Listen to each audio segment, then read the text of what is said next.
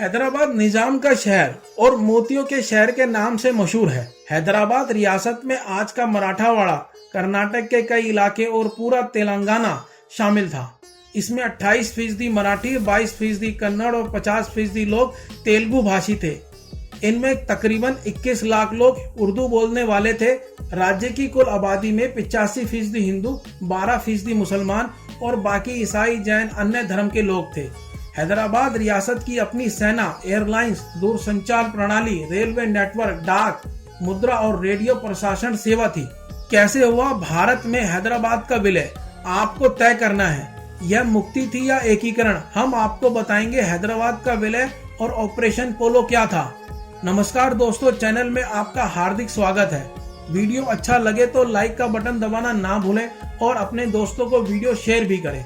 चलिए जानते हैं। हैदराबाद की स्थापना 1591 में मोहम्मद कुली कुतुब शाह ने मूसी नदी के किनारे किया। लेकिन हैदराबाद में निजाम शाही की शुरुआत 1724 में तब हुई जब दक्कन का मुगल सूबेदार कमरुद्दीन सिद्दीकी ने मुगल सल्तनत से विद्रोह कर खुद को आजाद घोषित कर दिया। बाद में असफ जहां के उत्तराधिकारियों ने हैदराबाद स्टेट पर राज्य किया और वे निजाम कहलाए। हैदराबाद राज्य के 7वें और आखिरी निजाम मीर उस्मान अली खान थे, जो 1911 में हैदराबाद के निजाम बने और 1948 तक सत्ता पर काबिज रहे।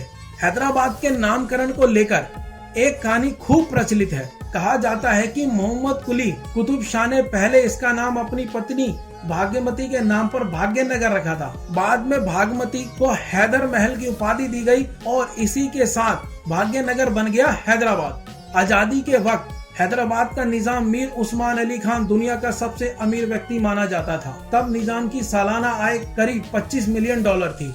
इतना अमीर होने के बावजूद निजाम मीर उस्मान अली खान दुनिया का सबसे कंजूस व्यक्ति के रूप में भी मशहूर था, जो नया कपड़ा शायद ही कभी पहनता था। आमतौर पर वह बिना प्रेस किए हुए पजामा, शर्ट और मलिन फीकी टर्की टोपी पहनता था। बहुसंख्यक जनता और राज्य की संस्कृति मेल मिलाप को अनदेखा कर उर्दू को जबरन दरबार की भाषा बना दिया गया। उस्मानिया विश्वविद्यालय की स्थापना भी इसी मकसद से की गई। दरअसल निजाम की मंशा आजादी के बाद भी दक्षिण भारत में अपनी सल्तनत कायम रखने की थी।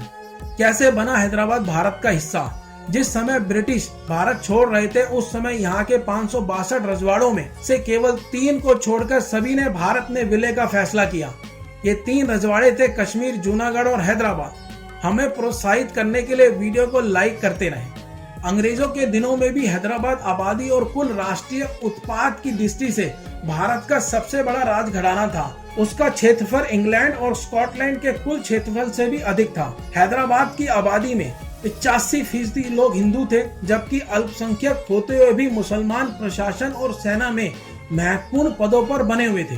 कट्टरपंथी कासिम राजवी के नेतृत्व में रजाकार हैदराबाद की आजादी के समर्थन में जनसभाएं कर रहे थे और हैदराबाद से सटे हुए भारतीय इलाकों में रहने वाले सिर्फ गैर मुस्लिम लोगों को ही परेशान किया जाता था।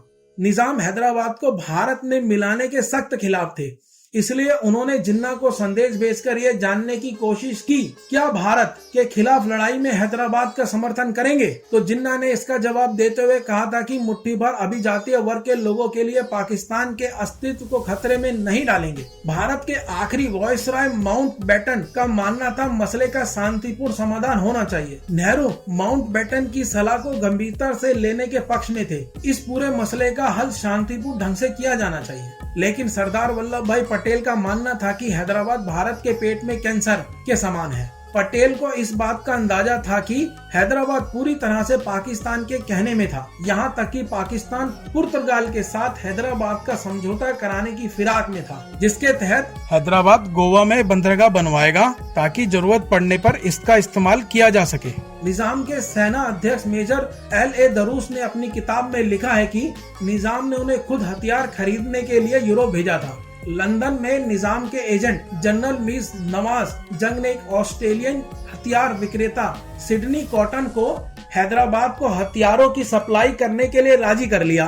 भारत को जब यह बात पता चली कि सिडनी कॉटन के जहाज निजाम के लिए हथियार ला रहे हैं, तो इन उड़ानों पर प्रतिबंध लगा दिया। एक समय जब निजाम को लगा कि भारत हैदराबाद के लिए दृढ़ संकल्प है, तो उन्होंने यह पेशकश की थी कि हैदराबाद को एक स्वायत्त राज्य रखते हुए विदेशी मामलों, रक्षा और संचार की जिम्मेदारी भारत को सौंप दी जाए। लेकिन इस प्रस्ताव को अमली जामा इसलिए नहीं पहनाया जा सका क्योंकि वो रजाकारों के प्रमुख कासिम राजवी को इसके लिए राजी नहीं करवा सके।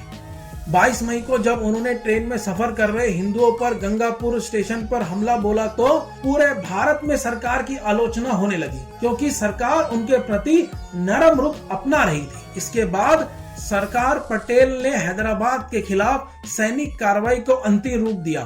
भारत के तत्कालीन सेना अध्यक्ष जनरल रॉबर्ट बूचर इस फैसले के खिलाफ थे। उनका कहना था कि पाकिस्तान की सेना इसके जवाब में अहमदाबाद या मुंबई पर बम गिरा सकती है। राजनीति अनिश्चितता की वजह से सरदार पटेल को 2 बार हैदराबाद पर कार्रवाई टालनी पड़ी थी, लेकिन तीसरी बार वे बिल्कुल दृढ़ संकल्प थे। सरदार पटेल ने घोषणा कर दी कि भारतीय सेना हैदराबाद में घुस चुकी है और इसे रोकने के लिए अब कुछ नहीं किया जा सकता।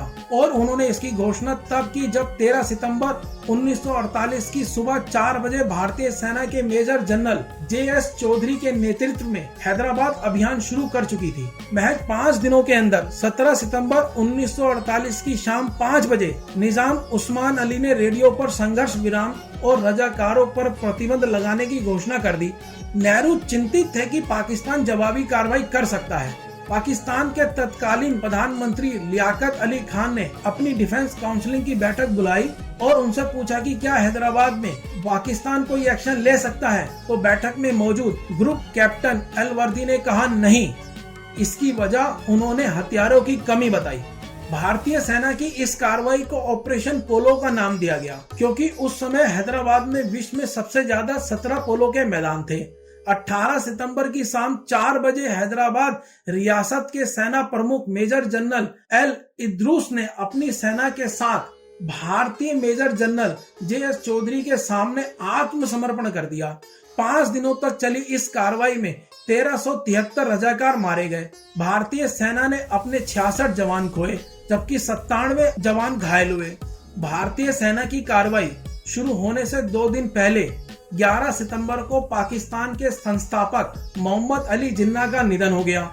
18 सितंबर को आत्मसमर्पण के बाद हैदराबाद रियासत के प्रधानमंत्री लायक अली और कासिम रिजवी को गिरफ्तार कर लिया गया।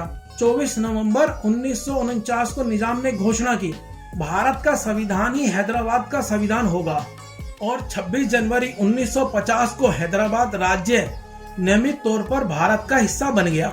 निजाम के प्रति भारत सरकार ने उदारता दिखाते हुए उन्हें कोई सजा नहीं दी और 50 लाख रुपए की प्रीवी पर्स के साथ ही उन्हें अपनी विशाल संपत्ति का ज्यादातर भाग अपने पास रखने की अनुमति दे दी। 1952 में राज्य में पहला विधानसभा चुनाव हुआ और बी रामाकृष्ण राव पहले निर्वाचित मुख्यमंत्री बने। हैदराबाद आंध्र प्रदेश की राजधानी बना। हैदराबाद रियासत की भारत में विलय के साथ ही भारतीय संघ के एकीकरण की प्रक्रिया पूरी हो गई और इस एकीकरण के शिल्पकार थे देश के पहले गृह मंत्री सरदार वल्लभ भाई पटेल। हमें प्रोत्साहन देने के लिए वीडियो को लाइक करें, शेयर करें, सब्सक्राइब करें और अपने विचार कमेंट बॉक्स में हम तक साझा करें। धन्यवाद दोस्तों, फिर मिलेंगे एक नए